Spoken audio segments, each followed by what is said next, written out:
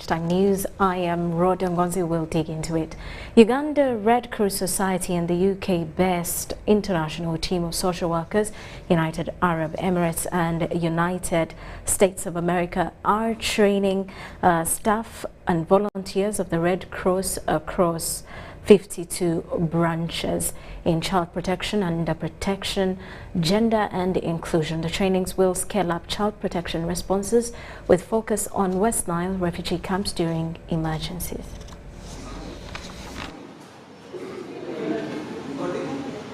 Uganda Red Cross Society staff and volunteers from 51 branches across the country have been trained and empowered by a team of international social workers from United Kingdom, United States of America and United Arab Emirates in child protection. And we're looking to develop resources and different types of capacity which protects all children, whether they be in Uganda, UK, UAE, but which protects and promotes the rights of these children. So our work is framed around the Universal Declaration, United Nations Declaration on the Rights of the Child. And that's where we're coming from. When we're experts in the social work field, and you've spoken to some of my colleagues, and we're grounded in social work, and we have practice wisdom, practice experience, and we're working in partnership with a range of stakeholders in Uganda, including the National Association of Uganda Social Workers, with a view to developing better responses, more timely interventions to support children and families in Uganda and in West Nile. Some of the international social workers noted that they are committed to ensure that the vulnerable children live in communities that are free from all forms of violence, traditional harmful practices and discrimination. Our target is to be able to train the workers who are working with the refugees in the West Nile area so that they can add to what they're already doing. So we want to emphasize that we're not coming in, parachuting in, telling them what to do. They are the experts. And so, as I said earlier, we are presenting this in its pilot stage so they can then look at it and tell us, no, this is not good, this is very good, you need to change this, this is going to work. So that is really what we are trying to do. Of the work that Uganda has been doing for quite a while now, responding very creatively and very powerfully to the refugee situation with what's happened in South Sudan, what's happened in Democratic Republic of Congo. That sense that Uganda really has tried to find very ethical and effective solutions to people who are being forced out of their own countries, to welcome them, to help meet their needs. And that's something we're very keen to contribute to the work that Uganda Red Cross Society has been doing to meet the needs of refugees. They urged the government and other stakeholders to create additional capacities to make better responses and intervention to support children and families in affected areas. Zahara Abigaba, UBC News. And Ministry of Education and Sports has banned boarding section of nursery schools in the country and is going to reinforce the directive for interfering with children getting the care and grooming from their parents at an early age. State Minister for Primary Education Mariko Kaduchu reiterated the directive by the Minister for Education and Sports, Janet Museveni, stopping schools from forcing children to report to class at 5 o'clock in the morning. She was speaking during the opening of the second National Early Childhood Care and Education Symposium in Kampala. An Act of 2008 gives mandate to private sector to implement early childhood care and education program for children aged 2 to 5 years. Ministry of Education and Sports cites over 80% of the early childhood and care centers are operating legally, non-registered, licensed, or lack of minimum requirements to operate. It will be until such a time when the policy is reviewed. When we've reviewed the policy and we have given provision for government to be able to take and implement the ECD, that is only when we can start implementing. Because without reviewing the policy, we cannot start implementing what is outside the Act. Ministry of Education and Sports will come up with policy guidelines to compel the private sector with early childhood centers comply. Ministry of Education and Sports has banned. We do not want boarding section for nursery schools. Reinforce it. No boarding section for baby nurseries. Those are still babies. They should still continue to enjoy their parents' tender, loving care. Continue to protect the child, love the child, and provide that continuous teaching for the child as a day scholar. Children, however, cannot access early childhood care and education since 1.8 million do not go to those centers, and yet even the completion rate for those who get an opportunity to attend is very low. Government of Uganda, the Ministry of Education and Sport, please consider adding children who are at the age 5 to your government official spending. To propose to undertake legal reforms by changing Section 10(2)(a) of the Education Act and replacing it with section that provides for the government to design and provide a compulsory pre-primary level of education for at least 1 year. Education experts recommend that parents are empowered with skills to support children, while those involved have the capacity to provide the service. For instance, we saw that a large share of learners are not meeting the literacy and numeracy benchmarks by P3. That's a really critical point in the education cycle, because that's the point where, for literacy, for example, we shift from learning to read to reading to learn. We're no longer necessarily teaching literacy as much as we're using literacy as a means to learn other things. And if the learners don't have those skills at that point, then learning tends to flatline. During the second National Early Childhood Care and Education Symposium, all stakeholders committed to make early childhood education key priority.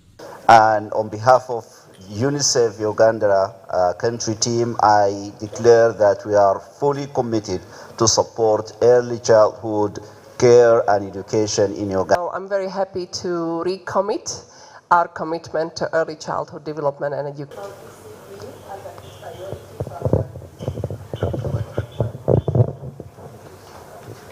I'm Nafka Farida and Abna Silwama in Kampala. State Minister for Kampala, Christopher Kawiye Chofa Togavye, has urged traders to export locally made products. The minister said this while leading a group of business traders on a visit to factories in Namunkekera in Kaseke district.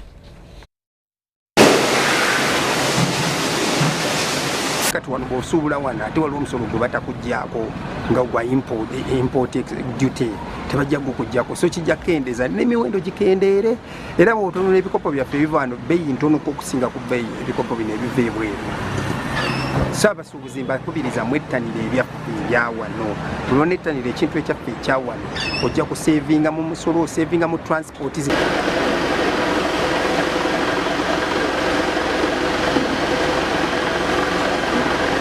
Engoye, amasuitcase abaana ge babagulira nga bagenda ku masomero, kati obulaba mbeewaddeyo nze okulaba nti buli kampani eri muno ekwazirwa kampani 20 kakati waliwo negenda tukamulira butto twasimbika twatandise okulimisa gundi sunflower. And the Prime Minister, Robina Nabanja, has called for significant global support for Uganda as a refugee hosting country. Nabanja was meeting the Deputy Director General of the EU, Miriam Ferran, and the UNHCR Assistant High Commissioner for Operations, Robert Mazo. She said some refugee response plans remain underfunded, yet more refugees continue to flock in.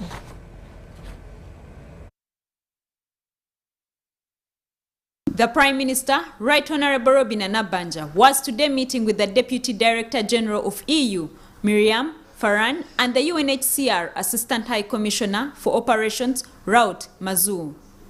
The meeting took place at the office of the Prime Minister in Kampala. Currently, you are aware that we are hosting over 1.5 million refugees. Uganda is the largest refugee hosting country in Africa. and among the top refugee hosting countries in the world. This is on record. It promotes peaceful coexistence between refugees and the host communities. In Uganda, refugees get plots of land. This is on record, to cultivate and establish houses and homesteads. They also access the same social services as the host communities. Uganda implements the comprehensive refugee response framework, and it emphasizes inclusion of refugees into national systems, particularly in education, health, and livelihood. And I know a lot of money is being sent to this country. I'm of the view if we could concentrate this money and put up habitable infrastructure. Habitable in the sense that if, say for example, we can put up storage structures, because refugees have been here since 1940. In coordination with the government, UNHCR and partners continue to provide protection and humanitarian assistance to refugees in Uganda. We have a joint mission from the humanitarian department and also making a link to the support in terms of security and peace, support to peace. So we really have a continuum in our approach. And this is an approach that, from our perspective, applies first and foremost to Uganda, but to the whole Great Lake region. And this is why in the European Union we just adopted a new strategy for the Great Lakes. The Global Refugee Forum is slated to take place in Geneva in December this year. It is expected to strengthen strategic partnerships and collaboration for refugees and host communities to continue living peacefully. Bringing the private sector in the response, and also seeing in each and every displaced person a private sector actor, and saying that this person does not always just need assistance, humanitarian assistance, but sometimes need investment, need support for that person to play its rightful role as part of the economy. The meeting was attended by the second Deputy Prime Minister, Right Honorable General Moses Ali, and several other ministers. Doreen Nasasira reporting for UBC News. Meanwhile, a troop of chimpanzees have attacked and killed a 3-month-old baby and injured several children in Chamajaka Village, Mohoro Town Council, Kagadi District. Incident happened when a troop of chimps snatched a baby from its mother, Omahereza Kunihira, as she was digging. Residents in Mohoro Town Council have been overwhelmed by an estimated over 1,000 chimpanzees in villages of Chamajaka and Nyamiti. Residents say many children have been killed and several others hospitalized during the chimpanzee attacks.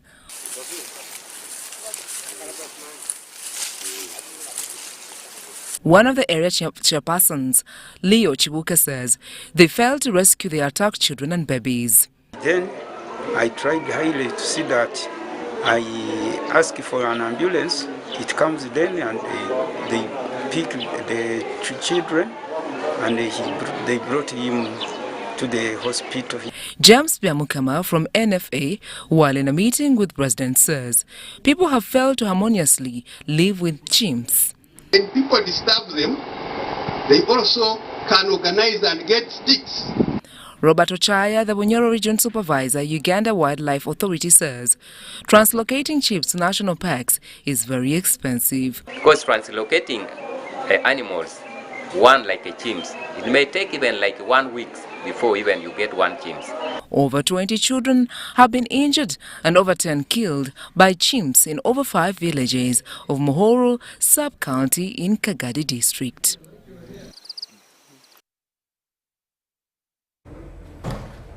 And with that, we take a quick break. When we return, business news. You are watching Lunchtime News.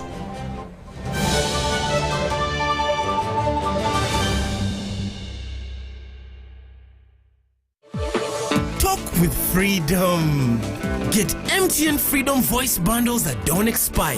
Dial *100 *21 hash or my MTN app for more bundles.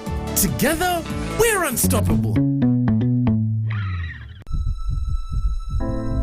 TB kills approximately 30 people daily. and 247 Ugandans fall ill of TB disease every day.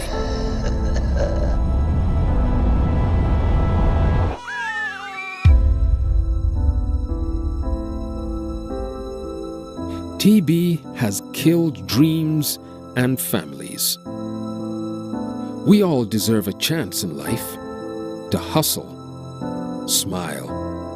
We all deserve a chance to dream and be the best version of ourselves. It is preventable and curable. Know your status. TB testing, treatment, and all TB-related services are free in all government hospitals and accredited private health centers. The Chilux bundles from Airtel have been upgraded. Introducing Voice Chilux bundles. No validity, no expiry, no worries. Dial *100 *1 hash, select voice bundles and choose your preferred Voice Chilux bundle today. Talk longer with loved ones across Uganda with Voice Chilux bundles that don't expire. Airtel, the smartphone network. Look out for the live broadcast of the e-dialogue on the rights of vulnerable persons on UBC TV this Thursday 30th March 2023 from 9 a.m. to 11 a.m. In line with its mandate, UHRC has organized an e-dialogue that will be broadcasted live on UBC TV and streamed through various social media platforms, Facebook, Twitter, and YouTube. The dialogue is a follow-up of issues that have emerged from time to time during stakeholder engagements regarding the plight of vulnerable persons and some of the challenges that they experience. It is to empower the masses, especially the different categories of vulnerable persons, to be able to speak out and demand for their rights and be able to effectively participate in decision-making processes at all levels. Don't miss to be part of this dialogue.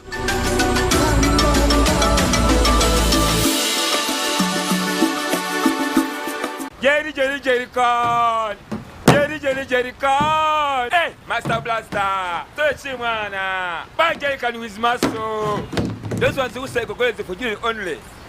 Mundawa. First school fees I teach you. When I'm going to the school, because of the camera is very far. Is you serious? Is serious you? What? Yeah? You step it on it. Add kilometers to your legs. And you get your sugar. We buy meat from Umaru. And Umaru refuse to give you enough meat. Mama! Show him that they don't joke with you. Umaru, Jerry car. Okukakaluka n'okulungi kwetaagako omuntu akuyambako n'olwekyo tujja kukuteerawo embeera esaanidde osobole okukola ekisinga awamu teri kitulema.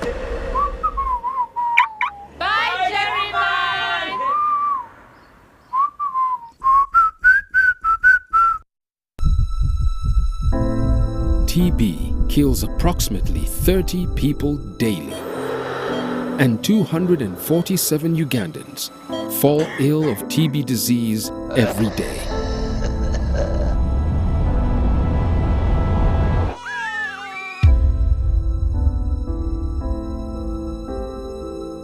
TB has killed dreams and families. We all deserve a chance in life to hustle, smile. We all deserve a chance to dream and be the best version of ourselves. It is preventable and curable. Know your status. TB testing, treatment, and all TB-related services are free in all government hospitals and accredited private health centers.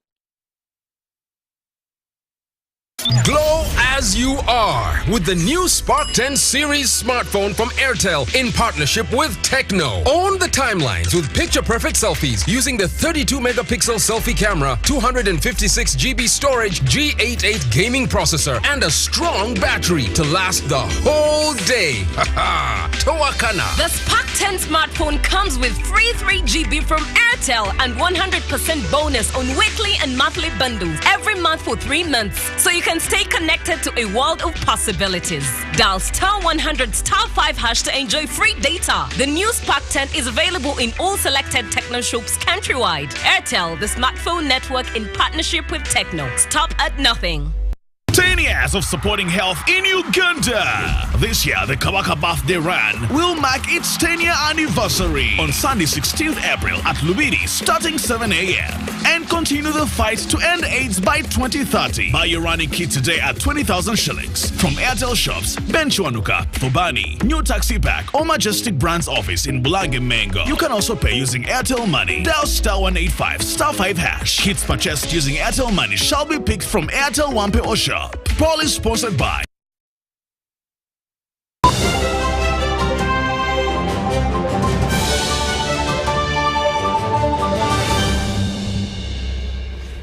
And on business, Macquarie University students pursuing oil and gas related courses have been taken through best practices and technologies that are fast tracking the oil and gas developments globally.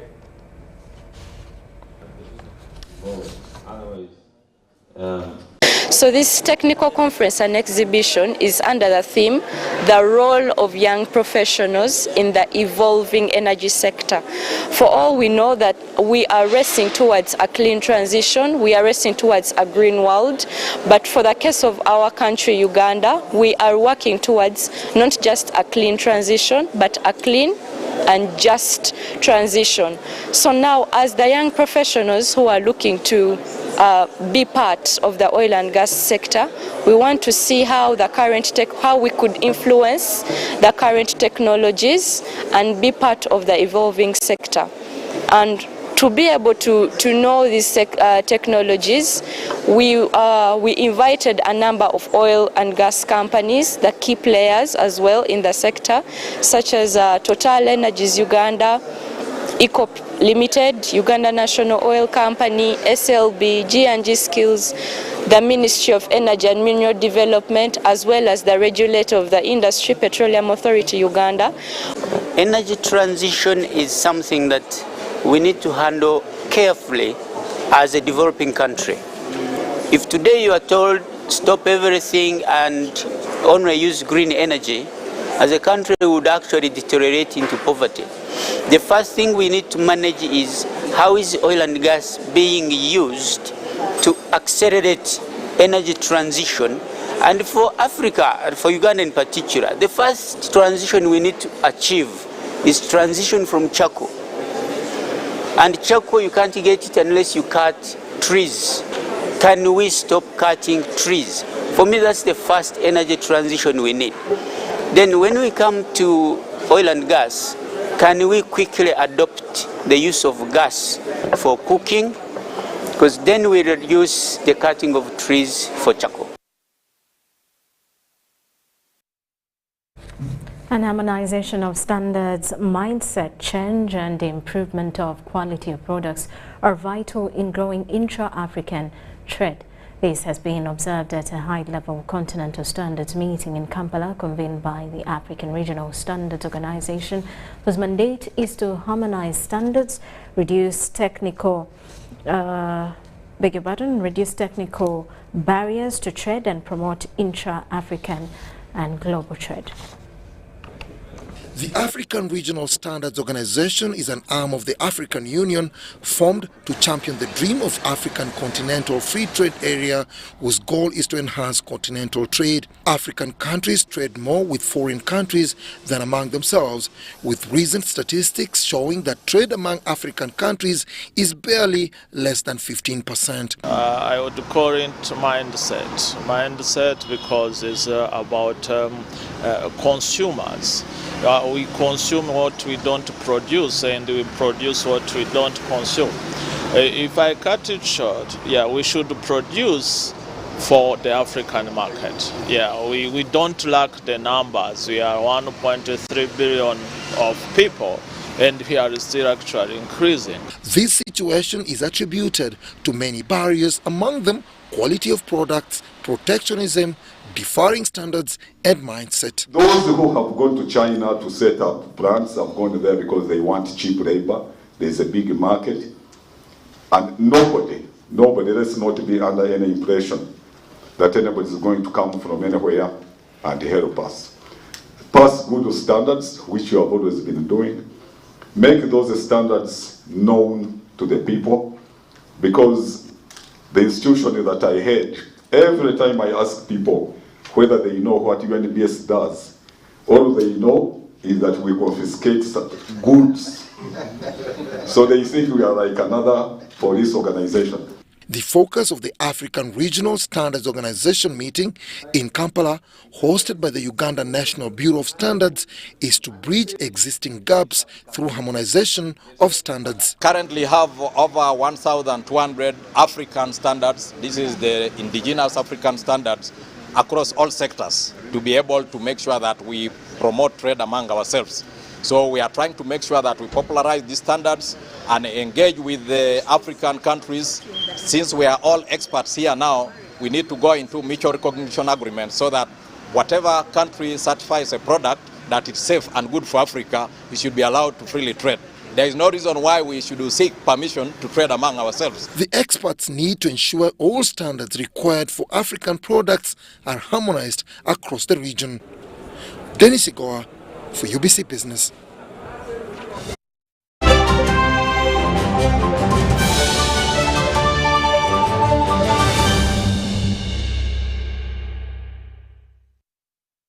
Both the need for increased funding, infrastructural and human capital development has come to the fore during the 2023 National Council of Sports District Outreach Program. The outreach has witnessed its third day, with National Council of Sports interacting with more than 30 district sports and political leaders and their technocrats. The ongoing district sports outreach program by National Council of Sports has unearthed pertinent issues relevant for improvement of Uganda's sport. Competent coaches can be able to tap into the talents we have and handle them in a manner which can allow them to emerge up to the highest levels. Everyone has talked about issues of capacity building. We want coaches, we want referees, and much of this drive is happening with the federations. But also, they have highlighted that not many federations are in the regions. Where some have been saying we have around 3 sports, because also we've been asking that particular question of asking how many sports disciplines are you practicing in this region, in this district, and most of them it has been oscillating between 4, I think the maximum has been around 11. Construction of infrastructure and the need for talent identification and a proper administration by re-energizing a district sports councils are relevant for National Council of Sports and have been embraced. Some districts are really proactive when it comes to their will to support and develop sports in their districts. National Council of Sports has visited established facilities like the Akibwa Stadium in Lera that is in line for redevelopment to world status.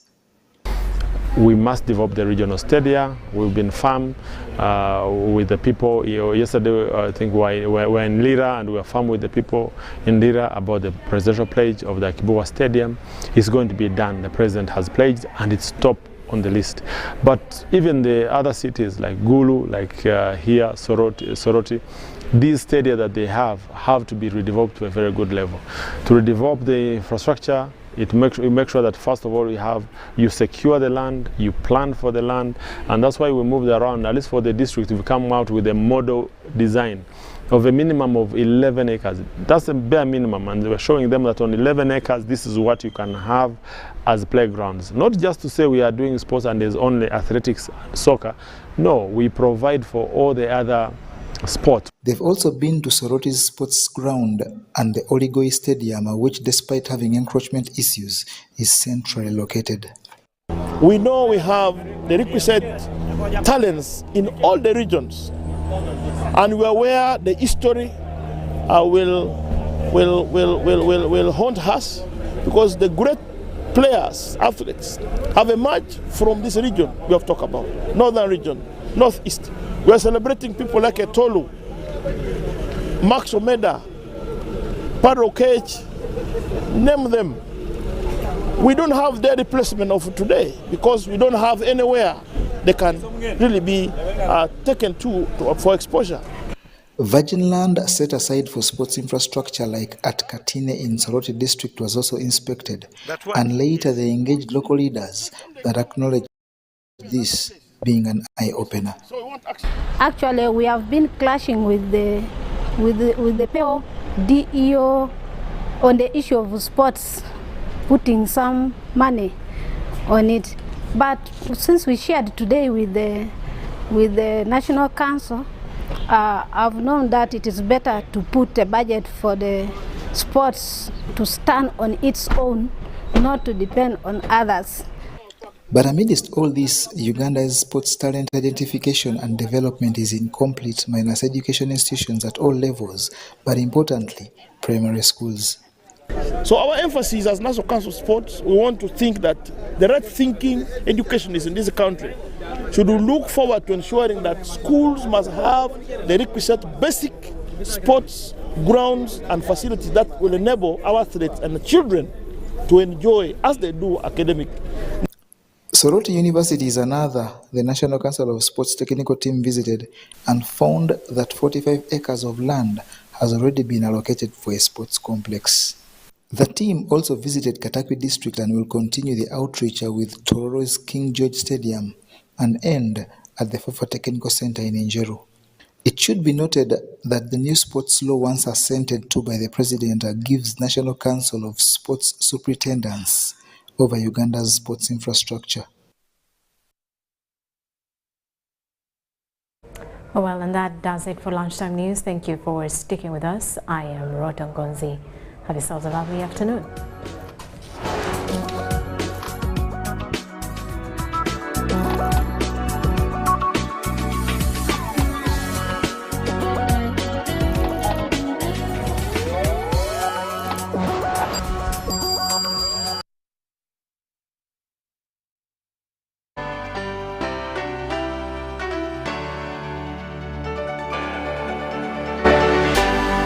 UBC, inspiring Uganda.